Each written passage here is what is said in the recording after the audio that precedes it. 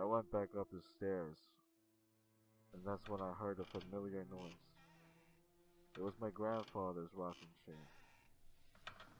I went back downstairs to the family room to see what was going on. The rocking chair was moving again, and this time, it had its back to me, and now facing the window. I looked at the window and it was open. I went towards it to close it. After closing the window, I turn around and see the chair facing me. There, seated, the centipede. I could have sworn it was on top of my dresser. What is it doing down here? I picked it up and the chair stopped moving. I took it back upstairs and into my room and placed it back on the dresser. As I put the centipede down, I hear a knock on the front door. I went downstairs again. I looked through the window to see if anyone was there. I remember the first time I had a dream. During the first dream, there was someone outside my window staring at me through the glass. This time I opened the window. There was nothing but darkness. As soon as I locked the window again, there was a knock on the back door. I thought they must have ran to the back. This is a very big house. You can't just stroll to the back that quickly.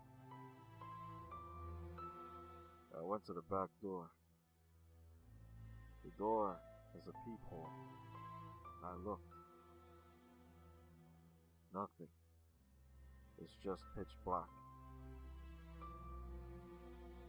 I turned away from the door and headed to the stairs and just brushed it off. Suddenly, there was a knock again. I turned around and I looked through the peephole. To my surprise, a shiver went up and down my spine. There was an eye staring right back at me. It was staring at me. I fell backwards onto the floor, a loud thud, and I crawled backwards away from the door. I don't know what that was or who that was, and I don't care. I'm not opening the door, and whatever that person or thing is outside is not coming in. I am afraid.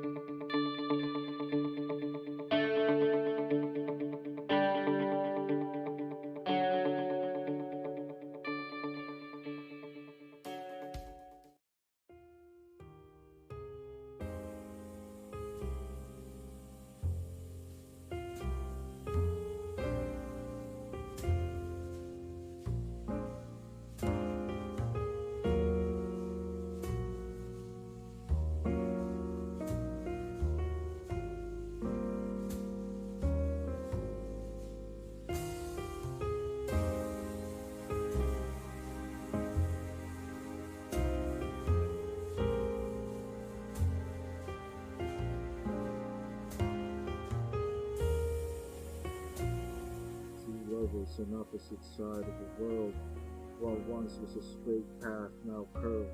He loved her and she loved him. Together they created light to a world otherwise dim.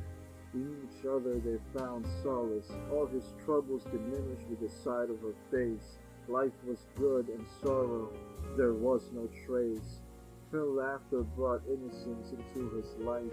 In his mind she was without a doubt soon to be his wife. The man then bought a handmade ring Oh, what good fortune into their life this will bring. Such a plan was not to be made true. Fate had a plan in which they had no clue. The lovers' hearts then grew apart. Pain and sorrow was painted into their worlds like a work of art. The man fell to his knees while she cried and gave him his keys.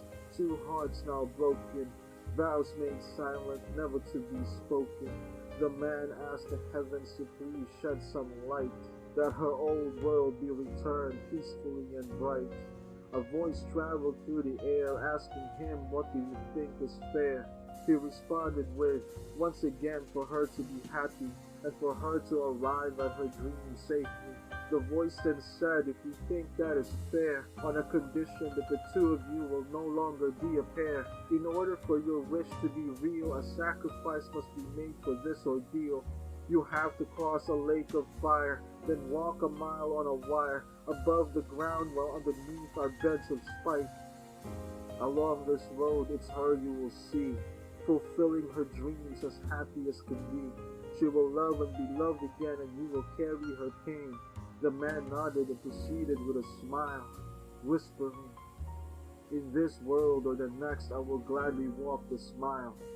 The voice then asked, why such a sacrifice, when your own happiness would suffice? The man looked up without hesitation spilled, because my happiness she had already fulfilled. She came into my life when there was trouble and strife, gave me a peace I could only imagine, from a life I rarely examined. While looking at her picture, he spoke the words that would seal his future. This sacrifice I will gladly do, both for me and for you. I will love you from afar and hope one night we look at the same star. Hopefully it will remind you of me. Happiness from sacrifice you will see. Goodbye, my love. Alone, this journey I must make, smiling while the two halves of my heart ache. Maybe one day at the end of this mile, she will be there and happiness will pile. A fantasy to cope, but only fools do hope.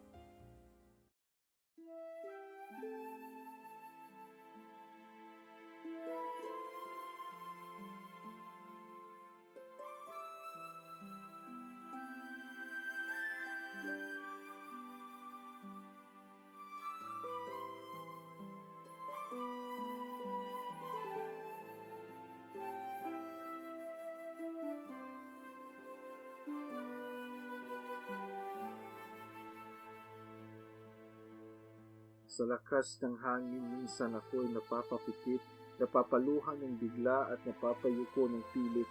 Ngunit patuloy pa rin na lumalakad, pakiramdam na parang tatangangin ng hangin at ililipad. Sa buhay natin maraming mga pagsubok, pero bakit ang karamihan ay laging nasasaktan at napupunta sa sulok? Kung minsan ang takbo ng buhay ay laging masaya, minsan naman kalungkutan ang dala. Sa paglakbay natin sa buhay, minsan merong kirot at sakit, at sa mga magagandang alaala tayo'y kumakapit. Kahit ilang luha pa ang pumatak sa ating mga mata, matatamis na sandali ay lagi pa rin naaalala. Kaya sa bawat hakbang tayo'y umaasa na sa pagdating ng panahon ay matatapos na rin ang ating paglalakbay. Umaasa na sana siya ang kasabay, umaasa na siya ang kaagapay, umaasa na siya ay mahal kang tunay. Umaasa na siya ng habang buhay, at kahit dumating ang panahon na ayaw mo na, panahon na susuko ka na, huminto ka, mag-isip ka muna, dahil isa itong malaking sugal. Tataya ka at pinanghahawakan mo lang ay isang dasal sa may kapal, dasal na sana sa pagbigay mo sa puso mo, kaligayahan mo katumbas nito. Pero hindi lahat ng dasal ay sinasagot, kaya minsan tayo'y nasasaktan at nagkakaroon ng kirot. Kaibigan, ganyan talaga ang buhay.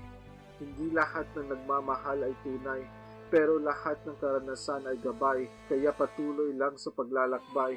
Dahil may mga paa din na sa iyo ay sasabay, may puso din na sa iyong mga kamay ay ilalagay. Magkasama kayong susugal, malay mo, ang hantungan ay kasal.